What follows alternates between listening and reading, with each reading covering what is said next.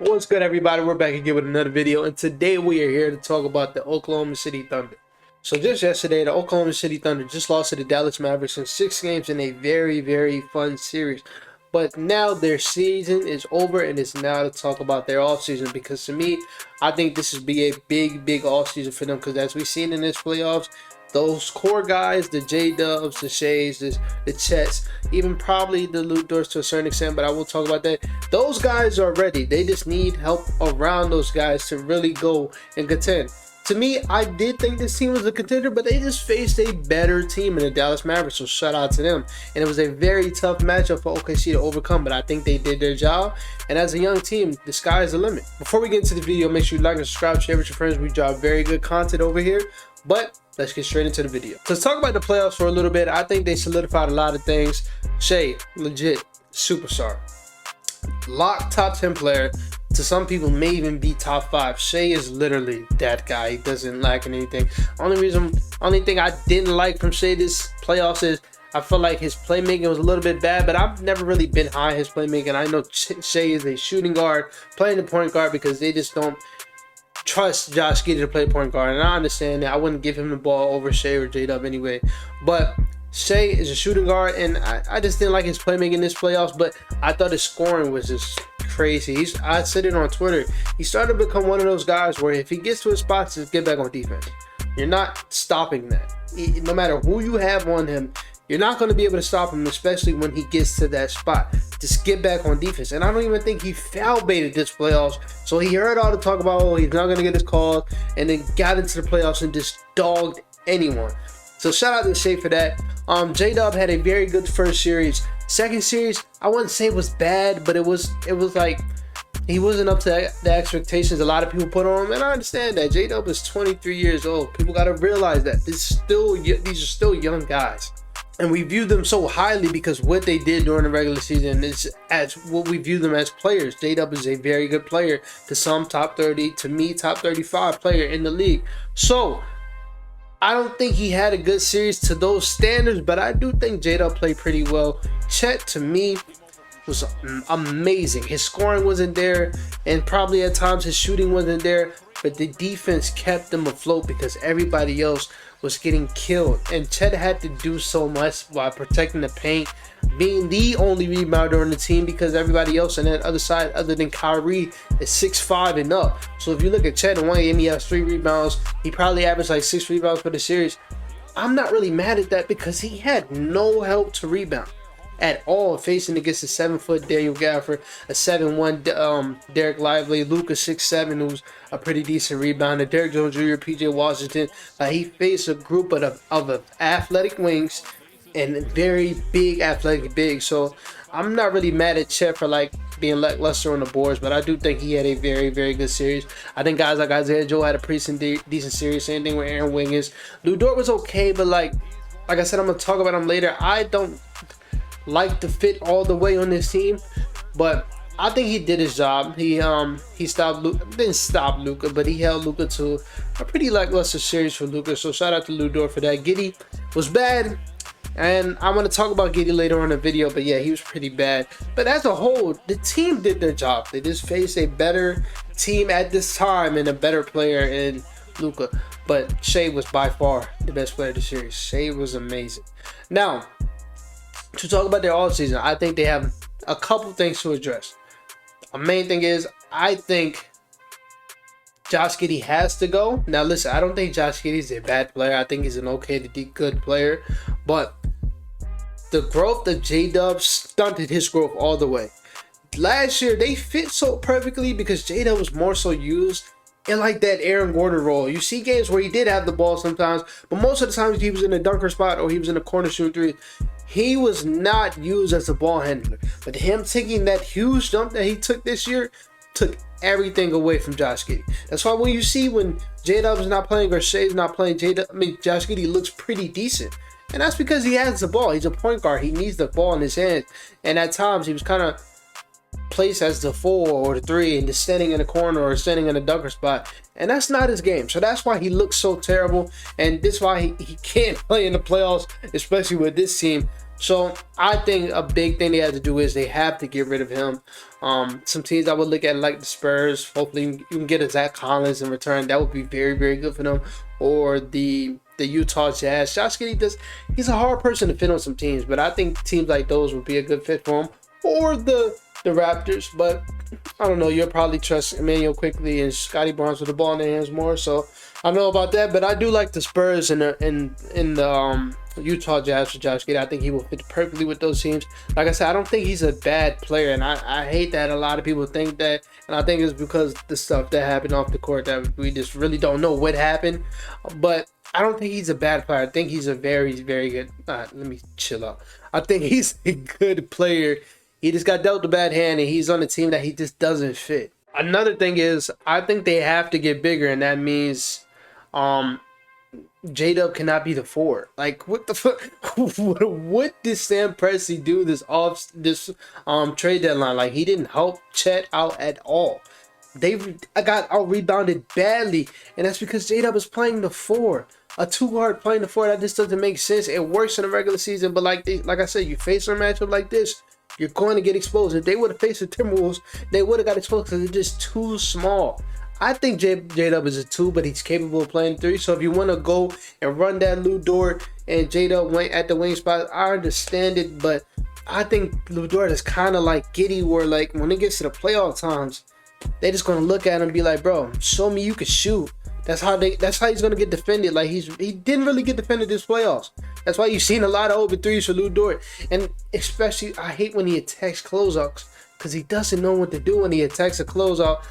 I'm not really a big fan of Lou Dort on this team, but I would be okay if he's back on the team. But they do need a 4. They need a legit 4, because Chet can't rebound by himself.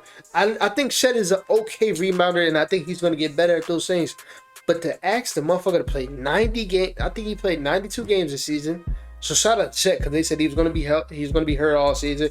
They said he wasn't going to be able to play with the strength and all that stuff. No, he played every game. Is one of the top 40 players in the world. So shout out to Chet. But I think he's going to need help, because I don't expect him to make that much of a leap next year as a rebounder. And I think if he doesn't, they will be exposed if they don't get a 4. So I will go out there and look for a 4. Some names I like is Jeremy Grant. I think he fits perfectly with that team. I don't know if he really helps with the rebounding part, but I do think he helps with the size part, and that is something that they lack. A person that does help with the rebounding, Lauri Markkanen. I love that fit. Everybody loves that fit for them. And he also helps out with the offense part, because when Shea wasn't dogging, it was looking bleak, bro. I like J-Dub. I love J-Dub, but he wasn't as aggressive as he needed to be this series. And I felt like that was kind of a detriment to the team. I think if he was more aggressive, they would have won this series. But having a guy like Lauri Markkanen, who can kind of play a 2A or 2B option next to J-Dub, or be the legit 2 next to J-Dub, I think that would fit perfectly for this team. But just to go back to the rebounding part, he's 7 foot, 7'1" on some days, and I think that allows him to be bigger and be a better team. I think that's a perfect fit for them. I just think this offseason is huge for them, because they seen what they needed. Rebounding, no Josh Giddey. And I love Josh, but no Josh Giddey.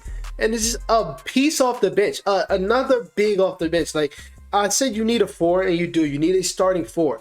But Jalen Williams cannot be the backup 5. I'm sorry. I think Jalen Williams is a okay basketball player. I think he's pretty decent. But as a backup 4, that's cool. I will understand that. But as a backup 5, he just can't play that position. He can't. He can defend 5s. He's not as athletic to do that. He's okay on offense. He can shoot the ball. He can pass the ball. But on defense, he can't rebound. He can't defend the 5s. When he gets in that pick and roll, he gets torched a lot. So I would hope for them to go get a 5 out there. Some options, like I said earlier, Zach Collins would be perfect. Bobby Portis would be perfect. I do think Bobby Portis will fit actually really good in that locker room. Bobby Portis would be perfect. I don't know how much they're willing to sell, but Jakob Poeltl would be perfect for the team. I think this whole offseason, Sam Presti should be focused on getting bigger. Now, Sam Presti has hella picks. And they have a lot of young talent that just really didn't play, like an Ousmane Dieng or Even at times, Aaron Wiggins should have played more. Casey Wallace, he looked pretty good, but he should have played more over Giddey. They have a lot of young talent on the team that's not in the solidified top 3 young core in the Shea, the J-Dub, and the Chet. Everybody else is available. I think they should go out there and get a big fish. And the question is there a big fish that's going to be out there? I don't know. I really don't know. This is a kind of hard period for the NBA. I think next year is when everybody's going to be around. So if he holds into next year, I understand. Shea's 26, J-Dub's 23, Chet is 21. Like, I understand they're still going to be young after next year. But I'm not going to lie. They look so good this year. I'm cashing in on everything. Some not options. Kevin Durant.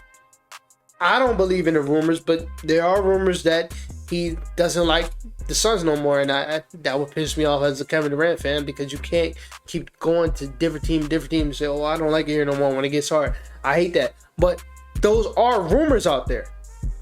They have all the picks in the world and all the young talent in the world to go get a Kevin Durant. I think that would fit with them. I really do. I still think they need to go out there and get bigger, but Kevin Durant next to J-Dub, Dort, Shea, and Chet, that is a very, very good starting 5, and that is a starting 5 that can win a championship. Other names out there, and hear me out, Julius Randle. I think Julius Randle brings a certain type of toughness to the team that fits with the team, because I think the team is full of dogs. I think he brings much needed shot creation next to J-Dub and Shea. And I think he brings amazing rebounding. And I don't think his defense or lack thereof at times is going to hurt this team. I think Chet and J-Dub and Dort, I think they're good enough to carry a defense no matter who's on the court. And adding Julius Randle to that, I think that's a perfect fit. I'm not going to lie. I understand once we get to the playoffs, it kind of gets hard, but he will be a third option on this team. He will be the 4th best player on this team. You just got to get that engraved into his head. But then any nights, he knows he can be the 2nd best player on this team. So, like, I think that's a perfect fit. And I don't think that will cost that much. I think that's Ousmane Dieng. I think that's probably Aaron Wiggins, who, yes, he's very good, but I don't think you're that attached to him. Aaron Wiggins and another young guy even. And then you just add 3, 4, 5 first-round picks. So you're not going to look crazy because you have 33 picks minus 5. That's 28. You still have 28 first-round picks in, like, the next 5 years. So, like, who cares if you just throw picks? It doesn't really matter. And you get a player like Julius Randle, that is a perfect fit. I'm doing that. That's a player I'm looking for. I don't think Julius Randle is as negative as a player as a lot of people like to think. I just think he has some playing structure. And as we see with the Knicks, they're not really that structured. Jaylen Brown chucks up any shots he wants. Jaylen Brunson chucks up any shot he wants. Same thing with Dante. Like, the offense is there, over there, driving kick, and Jaylen Brown take us on. Jalen Brunson take us on. It's not really a structured offense. I think this team over here in OKC, that is a structured offense, and that's also a structured team. So I think that is a perfect fit. But let's go to the lower options. Actually, I want to also group Lauri Markkanen in the option with Kevin Durant and Julius Randle. I think he would fit perfectly with the team. We'll go to the lower options. I think, like I said earlier, Jeremy Grant would be a perfect fit for the team. Also, Kyle Kuzma. I love that for them. Kyle Kuzma at that 4 spot. I love that.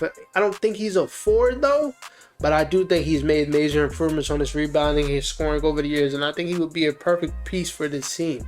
But to wrap this video up, I think they played their ass off in the playoffs. I think they showed they are a legit team.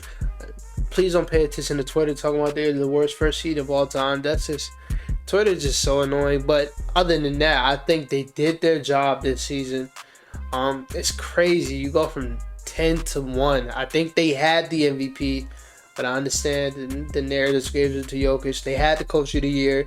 They damn near had the most improved player of the year in Jalen Williams.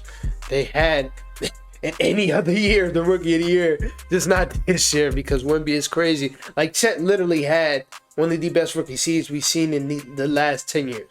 Chet was amazing this year, but I don't think he will ever get credit for it because he's going to be grouped with Wemby. But Chet was just so good this year. They had a lot. Isaiah Joe showed he's a legit option off the bench. Same thing with Aaron Wiggins, guys like that. Casey Wallace was a really good rookie. Really surprised me. I didn't really like the pick, and at times I still don't like it, but I do think he has a very good future with the team, and I think he is a very good player, and he fit perfectly for what they needed to go into this long season that they had.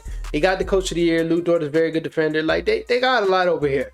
So if they hold pat and stay with this team for next year, I will understand. But I think it's time to make that move.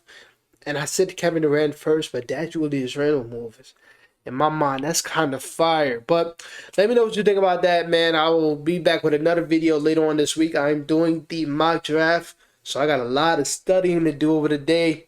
But that's it for this video. I will talk to y'all later. Peace.